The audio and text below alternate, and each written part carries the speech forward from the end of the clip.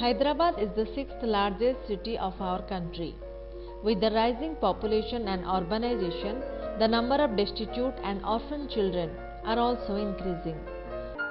Gracious Paradise is a charitable organization in Hyderabad situated at Vanasthalipuram, which works towards the upliftment of such orphan and destitute children.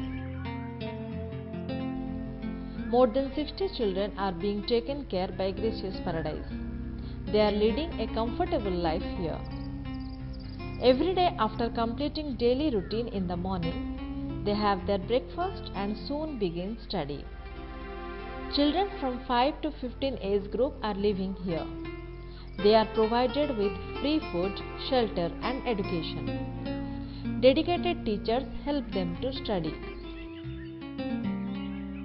Similarly, dedicated cooks are there to prepare food for them.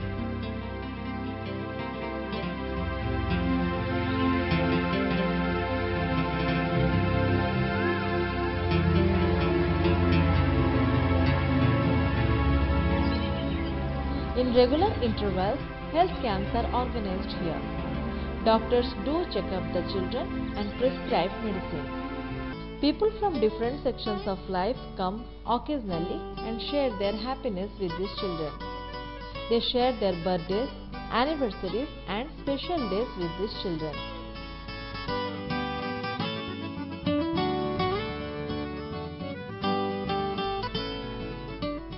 Gracious Paradise doesn't confine its efforts to these children. It also plans to help deprived school-going children who are living in slums. It has planned to provide breakfast and lunch to such school-going children. The scheme launched on 12th December 2012, which will be regularized soon.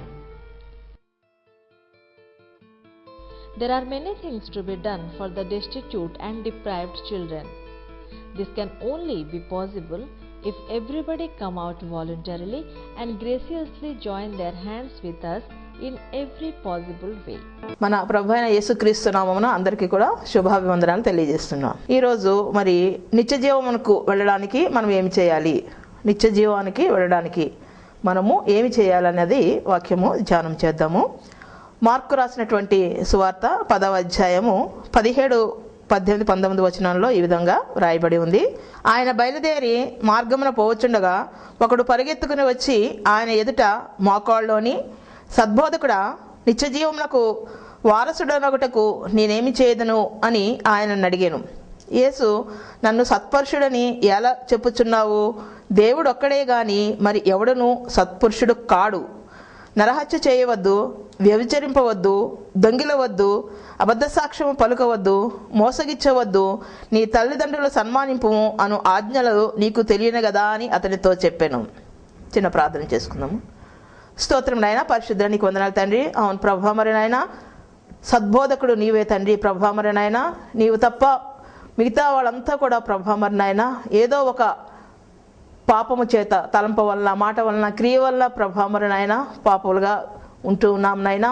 అయినా కూడా ప్రభా మరి నాయన మీరు మా కోసం వచ్చి ఉన్నారు తండ్రి. ప్రభా మరి నాయన పాపలను రక్షించడానికే ఆ యొక్క పరలోకమును వీడి ఈ లోకానికి వచ్చి ఉన్నారు తండ్రి. మా అందరి కోసము నిత్య జీవాన్ని అనుగ్రహించడం కోసము ప్రభా మీరు ఆ యొక్క కల్వరి శిలువ మీద సజీవ యాగముగా మీకు మీరే అర్పణ చేసుకుని ఉన్నారు తండ్రి. అవును ప్రభా మరి నాయన ఈ యొక్క నిత్య జీవానికి వెళ్ళడానికి ఏ విధముగా మేము వెళ్ళాలో మాకు తెలియజేయవలసిందిగా మీరే నాతో ఉండి మాట్లాడవలసిందిగా మా ప్రభువుని బట్టి వేడుకుంటున్నాం తండ్రి. ఆమేన్. మరి ప్రభు అయినటువంటి క్రీస్తుని ఆయన ఒకసారి పరిగెత్తుకుంటూ, నడుచు కూడా కాదు, పరిగెత్తుకుంటూ వచ్చి మోకాళ్ళలోని, సద్బోధకుడా అనేసి ఆయన పిలుస్తూ ఉన్నాడు. అంటే ఆయన చెప్పినటువంటివి అన్నీ కూడా ఆయన వింటూ ఉన్నాడు. ఎంతగానో ఆకర్షించబడి ఈయన చెప్పుతున్నటువంటి ప్రతి మాట కూడా ఎంతో విలువైనటువంటివి, నిత్యమైనటువంటివి, జీవాన్ని ఇచ్చేటువంటివి అని చెప్పి మరి ఆయన దగ్గరికి వచ్చాడు. ఆయనకి ఈ యొక్క వచ్చినటువంటి వ్యక్తి పేరు లేదు, కానీ ఈ వ్యక్తికి ధర్మశాస్త్రం అంతా కూడా చాలా చక్కగా తెలుసు. అన్ని కూడా ఆయన ఆచరిస్తూనే ఉన్నాడు, అన్ని కూడా తెలుసు, అన్ని చేస్తూనే ఉన్నాడు. కానీ నిత్య జీవానికి ఇవి తీసుకొని పోవు అన్నటువంటి సంగతి అతను గ్రహించుకున్నాడు. కాబట్టి మరి ప్రభు దగ్గరికి వచ్చి నిత్య జీవానికి వెళ్ళాలి అంటే, నిత్య జీవంలో ఎల్లప్పుడూ యుగయుగాలు కూడా నేను ఉండాలి అంటే మరి నేను ఏమి చేయాలి దేవా అని అడిగినప్పుడు ప్రభు చెప్పినటువంటి మాట ఏంటంటే, నీకు తెలుసు కదా అన్నిని, ఒకటి నరహత్య చేయొద్దు అన్నాడు, రెండవదిగా వ్యభిచారము చేయవద్దు, మూడవదిగా దొంగిలించవద్దు, అబద్ధ సాక్ష్యాలు పలకవద్దు, మోసపుచ్చవద్దు, నీ తల్లిదండ్రుల్ని సన్మానించు అని చెప్పడం జరిగింది. ఈ రోజుల్లో కూడా మనం కూడా ఇవన్నీ కూడా మనము అప్లై చేసుకుంటే మన జీవితాలు ఎట్లా ఉన్నాయన్నది అర్థమవుతుంది. నిజమే, మనం కూడా ఎవరిని కూడా హత్యలు చేయట్లేదు. హత్యలు చేసేటువంటి పరిస్థితులు ఇప్పుడు లేవు కాబట్టి మనం ఎవరిని కూడా హత్యలు చేయనటువంటి పరిస్థితి. కానీ మన మాట వలన ఇతరులు చనిపోయేటువంటి పరిస్థితులు ఎక్కువగా ఉన్నాయి.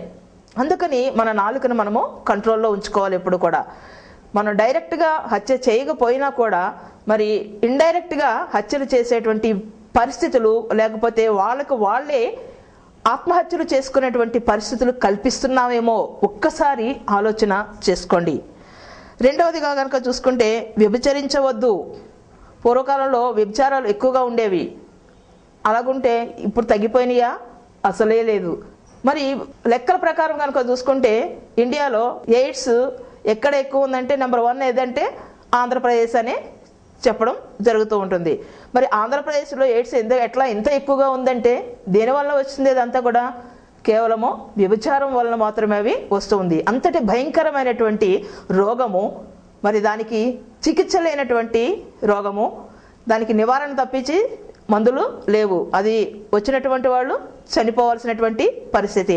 అట్లాంటి ఎయిడ్స్ రోగము దేనివల్ల వస్తుందంటే వ్యభిచారం వల్ల వస్తూ ఉంటుంది. మరి వ్యభిచారము ఎంతగా ఈ యొక్క ఆంధ్రప్రదేశ్లో ఈ మన ప్రాంతాల్లో నాటుకుని పోయిందో గమనించండి. ఎన్ని మరి హత్యలు వాటి వల్ల జరుగుతున్నాయో. తర్వాత దొంగిలించవద్దు. మేమేమి దొంగిలిస్తున్నామండి? మేమేమి కూడా దొంగిలించట్లేదు, దొంగలంతా వేరుగా ఉన్నారు అంటారు. దొంగలు వేరే ఏమో కానీ మనం మాత్రము ఒకటి మాత్రము దొంగిలిస్తూ ఉంటాము. అది ఏంటంటే దేవునికి ఇవ్వవలసినటువంటి సమయాన్ని మనము ఇవ్వము. దేవునితోటి గడపవలసినటువంటి సమయాన్ని మనము గడపము. అన్ని పనులు చేసుకోవడానికి టైం ఉంటుంది. ఇంట్లో ఆడవాళ్ళకైతే ఇంట్లో వంట చేయడానికి, బట్టలు ఉతుక్కోవడానికి, ఇంటి పనులు చేసుకోవడానికి అన్నిటికీ టైం ఉంటుంది. కానీ ప్రార్థన చేసుకోవడానికి, వాక్యాన్ని చదువుకోవడానికి మాత్రము టైము ఉండదు. పురుషులకు కూడా అంతే. మరి డ్యూటీకి వెళ్ళి వస్తూ ఉంటారు, ప్రయాణాలు వెళ్ళి వస్తూ ఉంటారు, దూర ప్రాంతాలకు వెళ్ళి వస్తూ ఉంటారు, అన్నిటికీ టైం ఉంటుంది. కానీ దేవుని దగ్గరికి రావడానికి మాత్రము టైం ఉండదు. సినిమాలు చూడడానికి టైం ఉంటుంది, షికార్లకు వెళ్ళడానికి టైం ఉంటుంది, తాగడానికి టైం ఉంటుంది, ప్రతి దానికి టైం ఉంటుంది. కానీ దేవుని దగ్గరికి వచ్చి దేవునితోటి గడపడానికి మాత్రము టైము ఉండదు. దొంగిలించవద్దు అంటే మరి మనం ఏం చేస్తున్నామంటే దేవుని యొక్క సమయాన్ని మనము దొంగిలిస్తూ ఉన్నాము. అలాగే అబద్ధ సాక్ష్యాలు పలకొద్దు, నీ తల్లిదండ్రుల్ని సన్మానించము. ఇవన్నీ కూడా ప్రభువు ఆ యొక్క వ్యక్తితోటి చెప్పినప్పుడు ఆ వ్యక్తి ఏమంటున్నాడంటే, ఇవన్నీ కూడా నేను చిన్నప్పటి నుంచి కూడా చేస్తూనే ఉన్నాను అని ఎప్పుడైతే చెప్పాడో, అయితే నీకు ఒకటి కొదువుగా ఉంది. అది ఏంటంటే నీకు కలిగినదంతా కూడా అమ్మి పేదవారికి ఇచ్చేసి నీవు నన్ను వెంబడించు అని చెప్పగానే అతని యొక్క మొహం అంతా కూడా మారిపోయింది. ఆయన ఏదో చెప్తాడని నేను వస్తే ఈయన ఏం చెప్పాడు? మొత్తం నా దగ్గర ఉన్నటువంటి మరి ఆస్తులన్నీ కూడా అమ్మేసి పేదవాళ్ళకి ఇచ్చేసి నన్ను వెంబడించమంటున్నాడని చెప్పి మరి ఎంతో ఆశతో వచ్చినటువంటి అతను చిన్న మొహం చేసుకుని మొహమంతా కూడా చిన్నబుచ్చుకొని మళ్ళా మాట్లాడుకోకుండా దేవుని దగ్గర నుంచి వెళ్ళిపోయాడు. దేవుని దగ్గర నుంచి అతను వెళ్ళిపోయినప్పుడు ప్రభు చెప్పినటువంటి మాట, ధనవంతుడు పరలోక రాజ్యంలో ప్రవేశించడు, కానీ మరి ఒక చిన్న సూది బెజ్జములో ఒంటె మాత్రము దూరగలుగుతుంది అనేసి అని చెప్పినప్పుడు అది ఎట్లా సాధ్యం అనేసి శిష్యులు అడిగారు. దేవునికి సమస్తము కూడా సాధ్యమే. దేవునికి అసాధ్యమైంది ఏది లేదు. అది మనుషులకి అసాధ్యం, కానీ దేవునికి మాత్రం అసాధ్యమైంది ఏది కానే కాదు. దేవుడు ప్రతి వారితోటి కూడా ఆయన మాట్లాడుతూనే ఉన్నాడు. ప్రతి వారిని కూడా ఆయన పరీక్షిస్తూనే ఉంటాడు. ఆయన చెప్పినటువంటి మాట ఏంటి? నీ యొక్క ఆస్తి అమ్మి బీదలకి ఇచ్చి నన్ను వెంబడించు అని చెప్పాడు. దేవుని వెంబడించినటువంటి వారికి ఏదైనా కొదువుగా ఉంటుందా? ఎట్టి పరిస్థితుల్లో కొదువు అన్నది, లేమి అన్నది, కరువు అన్నది ఉండనే ఉండదు. దేవుణ్ణి వెంబడించినటువంటి వారు ఎట్లాంటి వారైనా సరే, చదువు లేనటువంటి వారైనా, మరి అవయవాలు లేనటువంటి వారైనా, మరి ఎంత భయంకరమైనటువంటి రోగాలతో ఉన్న ఎట్లాంటి వారైనా కూడా దేవుని వెంబడించినప్పుడు వాళ్ళు ఎంతగానో దీవించబడతారు. హల్లెలూయా. అంతేకాదు దేవుడు వారికి సమస్తాన్ని కూడా అనుగ్రహిస్తాడు. ప్రభు అయినటువంటి క్రీస్తు మరి ఆయన 33.5 సంవత్సరాలు శరీరధారిగా ఈ లోకంలో ఉన్నప్పుడు 3.5 సంవత్సరాలు ప్రతి గ్రామానికి కూడా వెళ్ళి ఆయన సువార్త సేవ చేశారు. ఆయన వెళుతూ ఉంటే చాలు ఆయనని అనేక మంది వెంబడించారు. ఆ వెంబడించినటువంటి వారిలో రకరకాలైనటువంటి మనుషులు ఉన్నారు. కొందరు ఆయన వెంబడిస్తే మాకు తిండికి ఏమాత్రము కూడా కొదవు ఉండదు, మాకు బట్టలకి కొదవు ఉండదు అని ఆయనని వెంబడించారు. ఇంకా కొంతమంది ఆయనని వెంబడిస్తే మాకు ఉన్నటువంటి భయంకరమైనటువంటి రోగాలు పోతాయి అని చెప్పి ఆయనని వెంబడించారు. ఇంకా కొందరు ఈయనలో ఏమైనా తప్పులు దొరుకుతాయేమో, తప్పులు వెతకడం కోసము ఆయనని వెంబడించినటువంటి వారు కొందరు ఉన్నారు. కొందరు ఏమనుకున్నారంటే ఈయన ఏవో మహత్కార్యాలు చేస్తున్నాడంట, ఏదేదో చేసేస్తున్నాడు, ఏదో చూద్దాము అని చెప్పి వచ్చినటువంటి వాళ్ళు కొందరు ఉన్నారు. హల్లెలూయా. మరి అట్లాగా ఇక్కడ కనుక చూసుకుంటే ఈయన సత్పురుషుడు అని తెలుసు, ఈయన వలన అనేక కార్యాలు జరుగుతున్నాయని తెలుసు, నిత్య జీవానికి ఈయన ద్వారానే వెళ్ళాలి అని అనుకున్నటువంటి అతను మరి వచ్చి మోకాళ్ళు అని ప్రభువా నేను నిత్య జీవానికి వెళ్ళడానికి ఏం చేయాలి అని అడిగినప్పుడు మరి ప్రభువు చెప్పినటువంటి మాట విని మొహం చిన్నబుచ్చుకుని వెళ్ళిపోయాడు.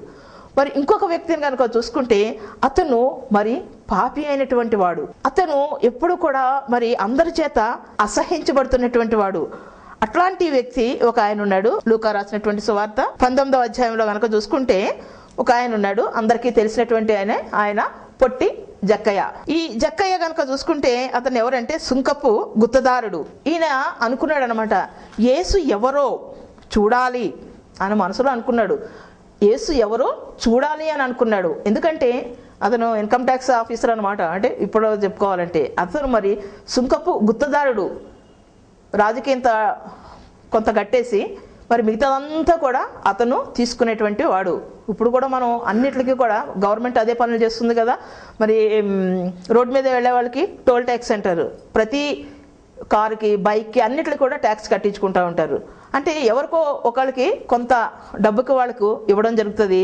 వాళ్ళు గవర్నమెంట్ దగ్గర నుంచి ఆ పర్మిషన్ తీసుకుని మరి 2 సంవత్సరాలు 3 సంవత్సరాలు 4 5 సంవత్సరాల వరకు వాళ్ళు ఆ ట్యాక్సులు వసూలు చేస్తూనే ఉంటారు. మరి ఇంకా కనుక చూసుకుంటే ఇంకా రకరకాలైనటువంటి ట్యాక్సులు కడుతూనే ఉంటారు. మనకి ఇంకా సులభ కాంప్లెక్స్లు కానీ లేకపోతే ఇంకా కారు పార్కింగ్ దగ్గర కానీ ఇట్లాంటి అన్ని దగ్గర ట్యాక్సులు కట్టాలి. ఇంటికి మనం ట్యాక్స్ కట్టాలి, లేకపోతే పొలానికి పన్ను కట్టాలి. ఇట్లా ప్రతిదానికి మనం ట్యాక్సులు కడుతూనేనాము. మరి అప్పట్లో పూర్వంలో కూడా ఇట్లాంటి పన్నులు ఉన్నవి. ఇట్లాంటి పన్ను గుత్తదారుడైనటువంటి ఈ జక్కయ్య, పొట్టి జక్కయ్య మరి గవర్నమెంట్ చెప్పిన దానికి లేకపోతే 10 రూపాయలు నువ్వు వసూలు అంటే అతను ఏం చేస్తున్నాడు, 100 రూపాయలు తీసుకునేటువంటి వాడు. 10 రూపాయలు తీసుకోమని చెప్తే 100 రూపాయలు వసూలు చేసేటువంటి వాడు.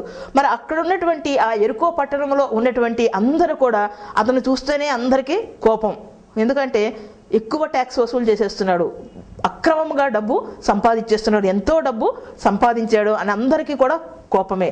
అన్యాయస్తుడు, పాపం చేస్తున్నాడు, ఇతడు పాపి అని అందరూ కూడా అతనికి పాపి అనేటువంటి ఒక బిరుదు కూడా ఇచ్చేశారు. అట్లాంటి పాపి అయినటువంటి ఈ యొక్క జక్కయ్య కనుక చూసుకుంటే వాడు పొట్టివాడు, డబ్బుకేమీ లోటు లేదు. అయితే మంచి ఆరోగ్యం ఉంది. అయ్యో అనారోగ్యంతో బాధపడుతున్నాను, దేవుని దగ్గరికి వెళ్ళాలని అనుకోలేదు. అతనికి ఆస్తి ఉంది, అంతస్తు ఉంది, అన్నీ బాగానే ఉన్నాయి. కానీ అనుకున్నాడు అనమాట, ఈయన అనేకమైనటువంటి మహత్కార్యాలు అన్నీ కూడా చేస్తున్నాడు, ఈయన ఎవరో నేను కూడా చూడాలి, ఒకసారి నేను ఆయనని చూడాలి, దర్శించాలి అని అనుకున్నాడు. అసలే పొట్టివాడు కాబట్టి మరి ఏం చేస్తున్నామంటే ఆయన ఏ మెయిన్ రోడ్లో వస్తున్నాడో ఆ దారిలో ఒక చెట్టు, మేడి చెట్టు ఎక్కి అక్కడ ఆయన కూర్చుని ఆయన చూస్తూ ఉన్నాడు అనమాట. ఎట్లా వస్తున్నాడు, ప్రభు ఎప్పుడు వస్తాడా, ఆయన ఎట్లా ఉంటాడు, ఆయనకి ఏదైనా రకరకాలైనటువంటి ఇంకా లేకపోతే ఏదైనా మనుషులకు ఉన్నటువంటిగా మనుషులాగే ఉన్నాడా, లేకపోతే ఇంకా ఎట్లా ప్రత్యేకమైనటువంటి విధంగా ఉన్నాడా అనేసి అతను చూస్తూ ఉన్నాడు. మరి ప్రభు అయినటువంటి క్రీస్తు ఆ ఎరుకో పట్టణంలో ఆ దారి గుండానే వచ్చి వచ్చి వచ్చి కరెక్ట్గా ఎక్కడికి వచ్చారంటే ఆ యొక్క మేడి చెట్టు దగ్గరికి వచ్చి, మరి జక్కయ్య నీవు కిందకి దిగిరా, నేడు నీ ఇంటికి రక్షణ వచ్చి ఉన్నది. హల్లెలూయా. ప్రభు చెప్పినటువంటి మాట ఒకటే, జక్కయ్య కిందకి దిగిరా అని. నిజంగా ఆశ్చర్యపోయాడు, ఈయనకి నా పేరు ఎట్లా తెలిసింది, దిగి రమ్మంటున్నాడు అనేసి. ఎప్పుడైతే ఆయన ఆ యొక్క సంతోషాన్ని అనుభవించాడో సంతోషంతో దిగి దేవుని యొక్క పాదాల చెంతకు ఆయన రావడం జరిగింది.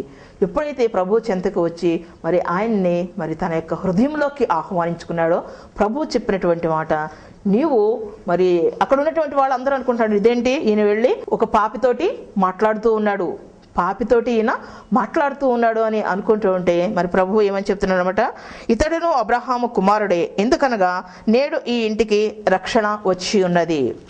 నశించిన దాన్ని వెతికి రక్షించుటకు మనుష్య కుమారుడు వచ్చినని అతనితో చెప్పాను. నశించిన దాన్ని వెతికి రక్షించుటకు మనుష్య కుమారుడు వచ్చినని అతనితో చెప్పాను. యేసుక్రీస్తు వారు మనుష్య కుమారునిగా ఈ లోకానికి ఎందుకు వచ్చారంటే మరి నశించిపోతున్నటువంటి జనాంగం కోసం ఆయన వచ్చి ఉన్నాడు. ఆయన పాపి, కానీ ఆయన యేసుని చూడాలి అని ఎప్పుడైతే హృదయంలో ఒక్క ఆలోచన వచ్చిందో ప్రభువు ఆయన యొక్క హృదయంలోకి ప్రవేశించాడు. మరి ఎప్పుడైతే జక్కయ్య ఏమని చెప్పాడనమాట, నేను ఇప్పటి వరకు ఎంతో ఆస్తి సంపాదించాను, ఈ సంపాదించినటువంటి ఆస్తి అంతా కూడా మరి నేను అందరికీ ఇచ్చేస్తున్నాను. ప్రభువా, నా ఆస్తిలో సగం బీదలకు ఇచ్చుచున్నాను. నేను ఎవరి యొద్దనైనను అన్యాయంగా దేనినైనను తీసుకుని ఎడల అతనికి 4 గంతలు మరలా చెల్లింతనని ప్రభుతో చెప్పాను. అతను చూడడమే కాదు, ఇమీడియట్గా పని కూడా ఆయన చేయడం మొదలుపెట్టాడు. నాకు ఉన్నటువంటి ఆస్తులో సగాన్ని అమ్మి నేను బీదలందరికీ కూడా పంచిపెడతాను.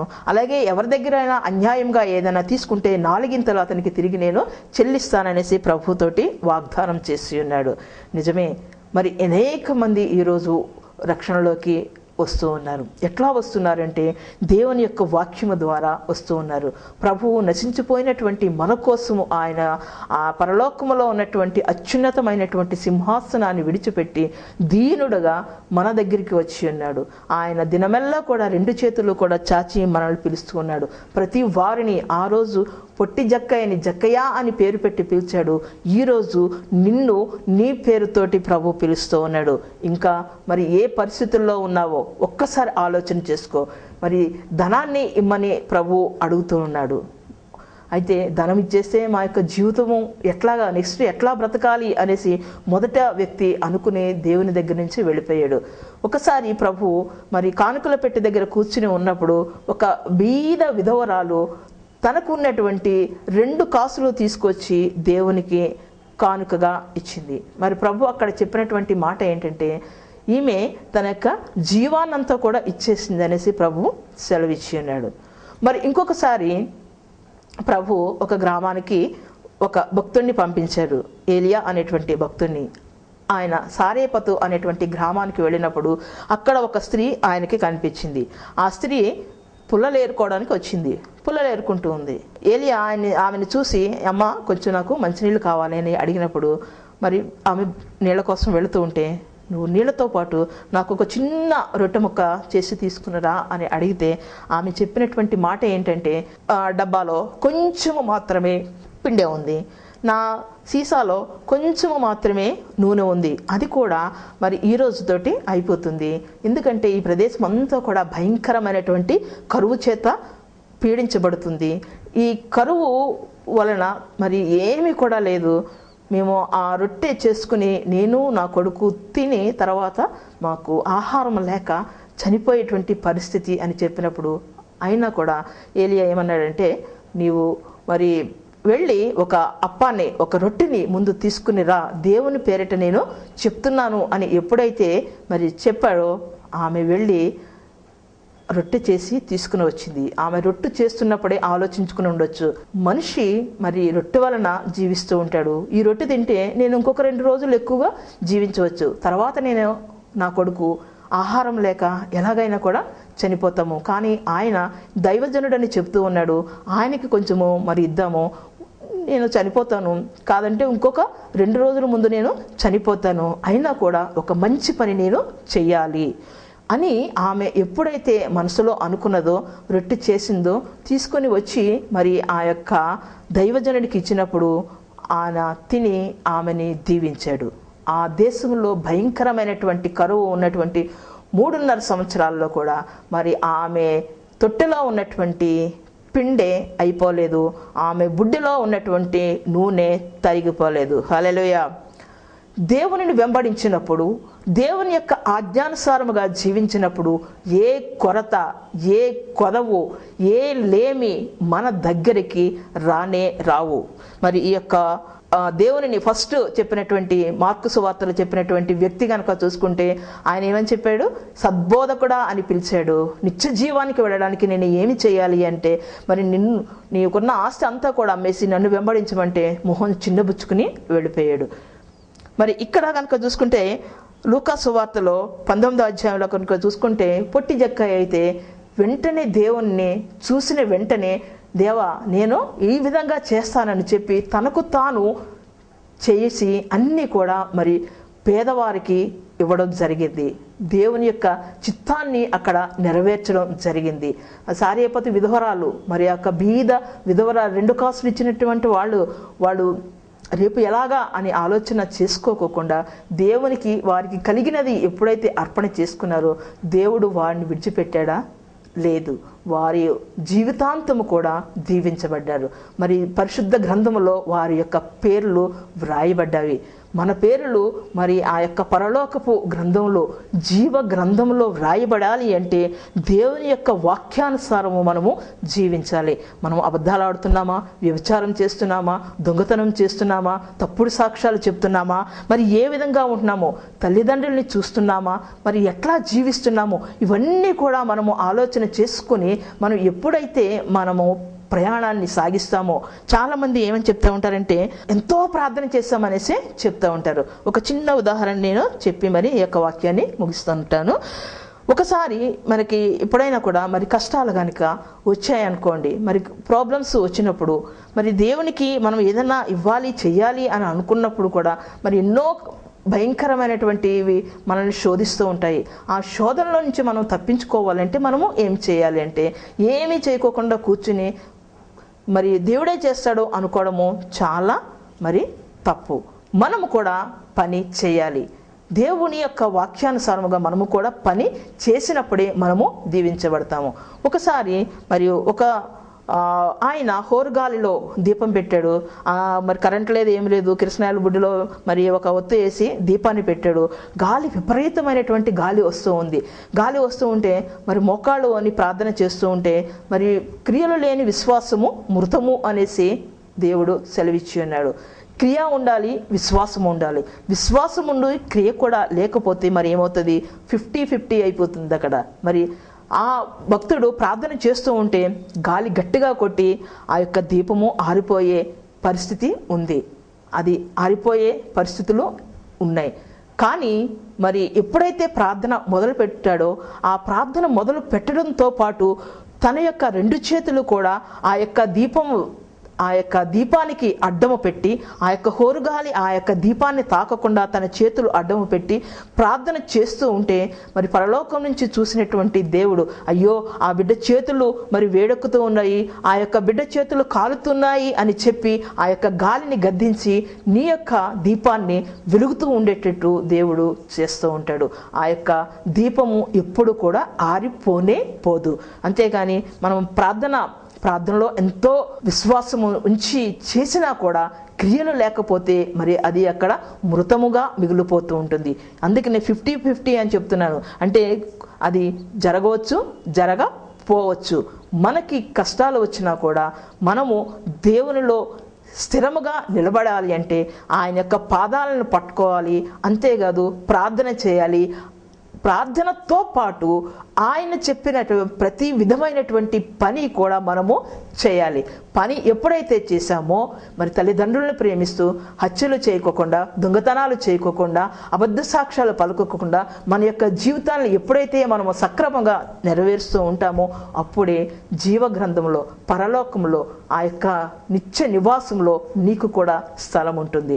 నీ జీవితంలో మరి బ్రతికి ఉండగానే ఈ లోకంలో దీవించబడతావు, పరలోకానికి కూడా నీవు వెళ్తూ ఉంటావు. దేవుని యొక్క వాక్యానుసారముగా మనము జీవించాలి. దేవుడి చిన్న వాక్యాన్ని దీవించునుగాక. ప్రార్థన చేసుకుందాము. స్తోత్రం నాయన, పరిశుద్ధానికి వందనాలు తండ్రి. అవును ప్రభా, మరి నాయన నిత్య జీవానికి వారసుడగటానికి ప్రభా, మరి నాయన అన్నీ తెలిసి కూడా ప్రభా, మరి నాయన ఏమీ చేయలేనటువంటి పరిస్థితుల్లో ప్రభా, మరి నాయన అనేక మంది బిడ్డలు వెనక్కి వెళ్ళిపోతూ ఉన్నారు తండ్రి. ముఖాన్ని చిన్నబుచ్చుకుని మరీ వెళ్ళిపోతూ ఉన్నారు తండ్రి. ప్రభా, మరి నాయన నీ మీద పూర్తి విశ్వాసముతోటి ప్రభా, మరి నాయన ఎవరైతే వారి యొక్క హృదయాన్ని నీ మీద ఆనుకుని ఉంటారో ప్రభా, మరి నాయన వారిని ఎంతగానో దీవిస్తామని సెలవిచ్చావు తండ్రి. అవును ప్రభా, మరి నాయన పాపి అయినటువంటి పొట్టి జక్కయ్య తండ్రి ప్రభా, మరి నాయన ఆ బిడ్డకి ధనము ఉంది, ఆస్తి ఉంది, సంపద ఉంది, అయినా కూడా ప్రభు ఎవరో చూడాలి అనేటువంటి ఒక్క కోరికతో వచ్చాడు. రావడమే కాదు ప్రభా, మరి నాయన ఇది తన యొక్క ఆస్తిని అంతా కూడా మరి నాయన నీవు చెప్పిన విధంగా బీదలకి ఇచ్చి ప్రభా, మరి నాయన నీ యొక్క పరలోకానికి నిత్య జీవానికి వెళ్ళడానికి ప్రభా, మరి నాయన తను చేయవలసినటువంటి ప్రతి పనిని కూడా చేసి చూపించి ఉన్నాడు తండ్రి. అవును ప్రభా, మరి నాయన నిత్య నివాసంలో మేము ఏ విధంగా చేరాలో ప్రతిదీ కూడా నీవు బైబిల్లో చక్కగా వివరించి ఉన్నావు తండ్రి. ప్రభా, మరి నాయన ఈ యొక్క వాక్యాన్ని వింటున్నటువంటి బిడ్డలు కూడా ప్రభా, మరి నాయన వారి యొక్క హృదయాల్లో ప్రభా, మరి నాయన తెరిచి నిన్ను ఆహ్వానించుకుని హృదయంలో నిండు భద్రపరుచుకుని నీ యొక్క వాక్యానుసారమైనటువంటి జీవితాలు జీవిస్తూ తమ యొక్క ఈ లోకంలో మరి నాయన ఫలిస్తూ పరలోకంలో కూడా నిత్య నివాసంలో యుగ యుగాలు ఉండేటువంటి భాగ్యాన్ని దయచేయమని ప్రభువుని బట్టి వేడుకుంటున్నాం తండ్రి. ఆమేన్.